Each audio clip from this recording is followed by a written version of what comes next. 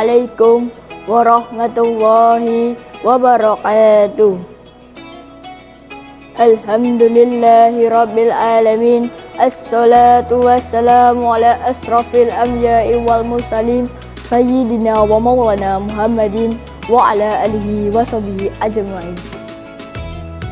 Segala puji bagi Allah yang telah melimpahkan rahmat dan hidayahnya sehingga kita bisa berkumpul di Masjid Nurul Baitul Ilmi MTS Negeri 4 Bantul. Tak lupa sholawat serta salam kita haturkan pada junjungan kita Nabi Agung Muhammad Sallallahu Alaihi Wasallam yang telah kita nantikan syafaatnya di yaumul akhir. Jamaah yang dimuliakan Allah, izinkan saya menyampaikan kultum yang bertema Adab Mahkota Menuntut Ilmu. Seringkali kita melihat fenomena di zaman sekarang, orang yang gelarnya banyak, hafalannya banyak, atau ilmunya luas, namun lisannya tajam menyakiti sesama, sombong dengan pendapatnya dan tidak menghargai gurunya. Di sini kita perlu bertanya, di mana letak ilmunya? 1. Adab adalah wadah ilmu. Para ulama terdahulu sangat menekankan adab sebelum pelajari kitab.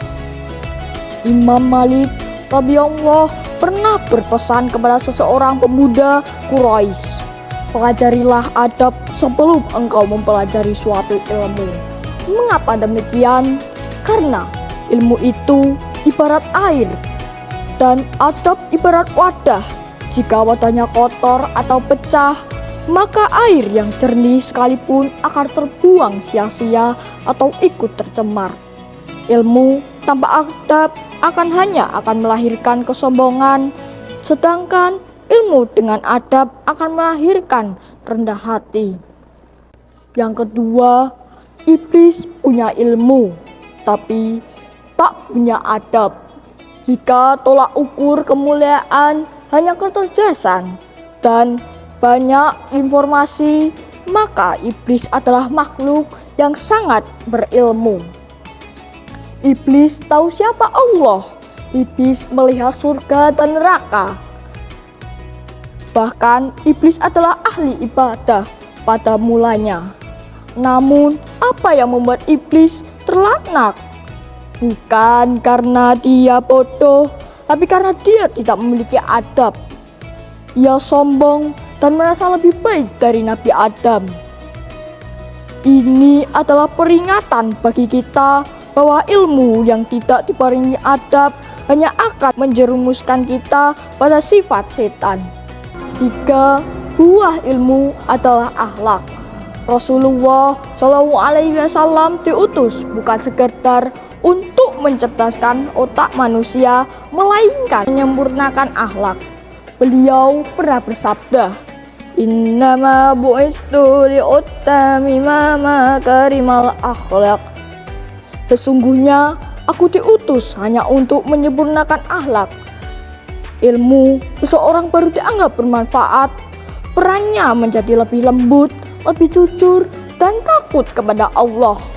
Kesimpulannya, ilmu memang cahaya, tapi adab adalah penjaga cahaya tersebut agar tidak menyilaukan dan menyakiti orang lain.